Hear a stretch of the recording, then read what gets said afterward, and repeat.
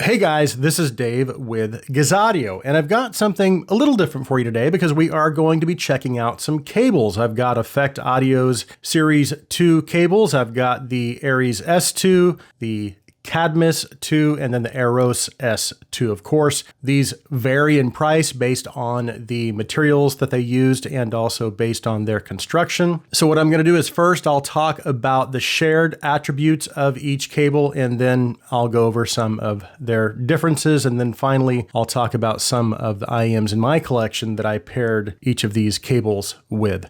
We have a lot to talk about, so let's get started.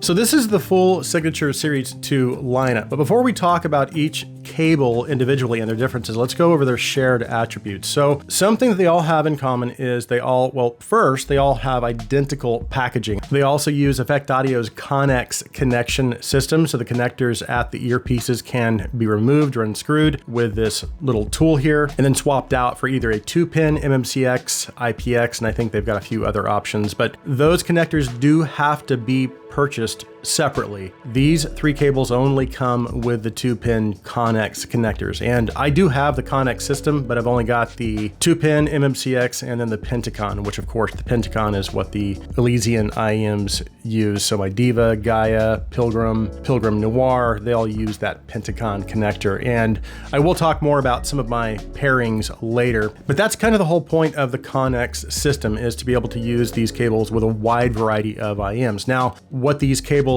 do not have is Effect Audio's Termex system. These terminations cannot be swapped out. Now, the 4-wire Aries S Diva stock cable, so the stock cable that came with this IEM right here, does come with both the Connex and Termex system, as does the Z-Refuse cable, which that is basically just a custom version of the 8-wire Cadmus. And many of their other higher-end offerings offer both of those features as well. But the Series 2 cables do not. However, you can select, of course, which termination you want at checkout. And you've got the option between a 3.5, 4.4, and then the 2.5 termination. And these are all 4.4. Now, as far as some other similarities, all three of the Signature Series 2 cables use the same hardware. And they, as far as I know, they only come in an 8-wire version. Now, I should point out that the hardware design and the machining of the hardware is excellent. And if you look at the splitters on each of these cables, there's a little section that looks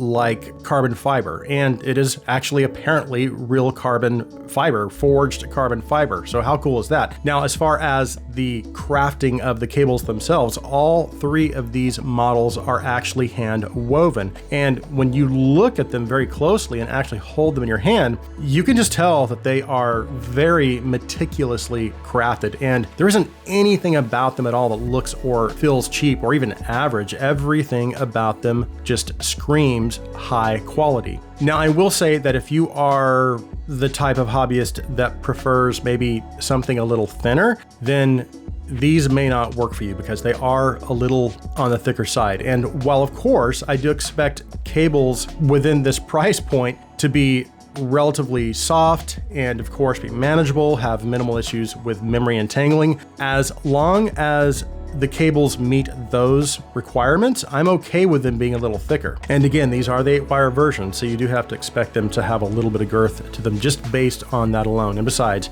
I think the extra bulkiness does kind of help to kind of reinforce the idea that you are paying for something a little more substantial.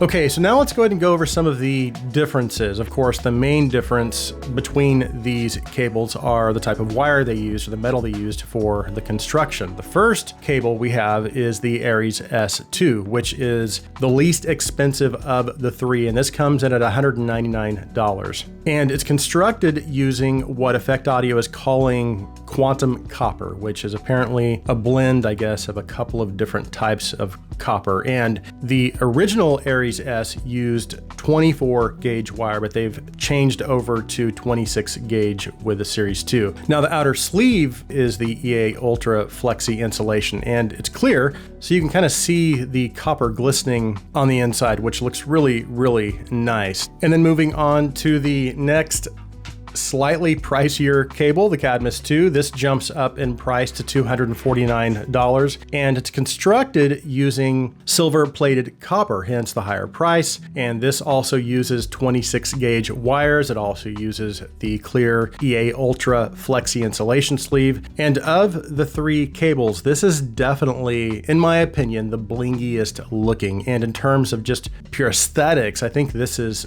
probably my favorite of the three. I just love how this silver wire, again, it glistens through that clear sleeve, and it just looks great with almost any IEM I pair it with. And then finally, we have the Aros S2, which is the most expensive of the three cables, and this comes in at $300, and it's made using a combination of silver and copper alloy, which of the three is supposed to be, I guess, the most conductive. Now, based on the marketing material, this also uses the same EA Ultra Flexi insulation. However, it's not clear. Obviously, they've decided to go with this dark gray color, which I actually really like. It's kind of the polar opposite aesthetic of the other two and takes more of a kind of a minimalistic, sleek approach. And again, I think I do still prefer the look of the Cadmus 2 a little more, but this is really slick looking as well. And what's great is this new hardware looks great with all three of these cables. Now, before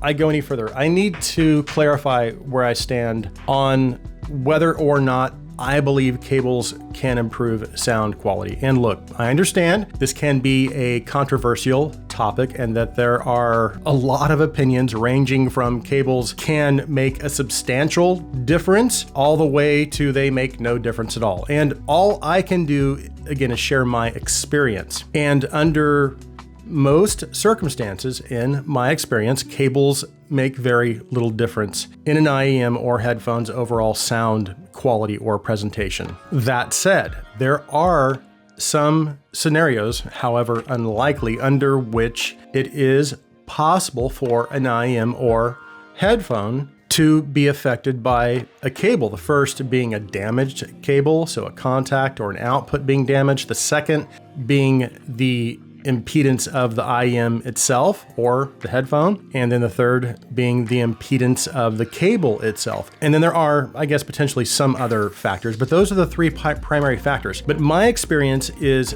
that those factors rarely come into play. And from what I've seen, there is very little variance in impedance levels from one cable to another, even higher end cables. And there are a lot of great videos actually out there explaining this. I know that headphones.com made a great video, as did Mark Ryan from Super Reviews. Suffice it to say, my experience again with cables aligns pretty closely with theirs. And that is that cables have minimal impact on the headphone or IEM's sound quality. That said, I do like nice cables. And for me, the build quality and also the quality of the materials used in a cable's construction and even the aesthetics of the cable are pretty important to me. And even the methods used in the cable's construction should be taken into consideration. For example, all three of these cables are hand woven, which is pretty cool, not to mention the cable's manageability,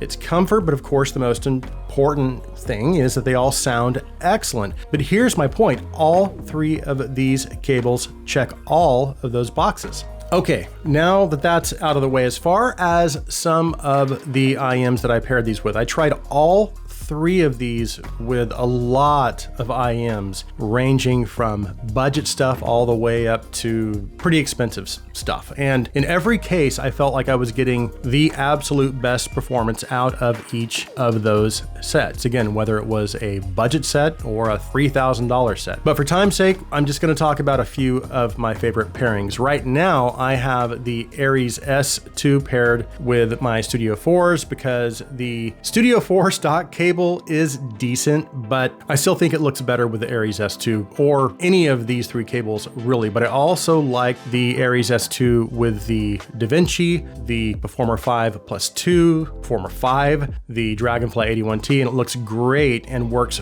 perfectly with the DaVinci and Studio 4 because both of these sets have the recessed 2-pin connectors on the shells, whereas the 81T and the Performer 5 Plus 2 do not. But they do have the 0.78 millimeter 2-pin connectors, so they fit fine. I just think this looks a little nicer when the connectors sit more flush on the IM. And I also like this with a Zhuanwu gate because it just kind of matches the copper color of the faceplate. Now, for the Cadmus 2, I currently have it paired with the Mega 5 Base Plus, which does not have the recessed 2-pin connector on the top of the shell. So it does stick up a little bit, which is fine. Actually, really the only reason I have these paired together is because I just got these in for review. So I just kind of wanted to try it together. But some other pairings I really liked with the Cadmus 2 were the Pilgrim, the i600, because I can swap out the 2-pin connectors for the MMCX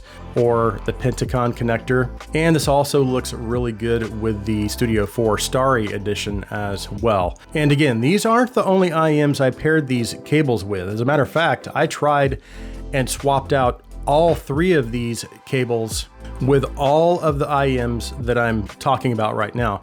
But these are my favorite setups. And then finally, I have the Aros S2, which right now I have this paired with the Divas, because while I do like the original stock Aries S cable it comes with, any 3, in my opinion, any 3 of these cables would technically still be considered an upgrade over that cable. But of the 3, I think this one looks the best. And again, I had to swap the connectors out over to the Pentacon connector to make it work with the Diva. And this cable also looks great with the Noir, it looks good with the Studio 4, the SA6 EST, FH19, Volume S, and I also did try it with my Cantors and my Hakuyas, but those, honestly, my Cantors and Hakuyas, those have great stock cables, so I just preferred to keep the stock cables on those. But all 3 of these cables worked absolutely fine with almost everything I tried them with. So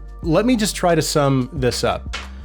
For me, the bottom line is that all 3 of these cables, first and foremost, sounded excellent with every IM I paired them with. They also implement Effect Audio's Connex system, which makes them extremely versatile. They have high quality construction. They use high quality materials. They're braided by hand. They look amazing, and I know that they're going to hold up well over time because, well, I've had several of their cables and they've all held up very well over time. And I've had absolutely no issues with them.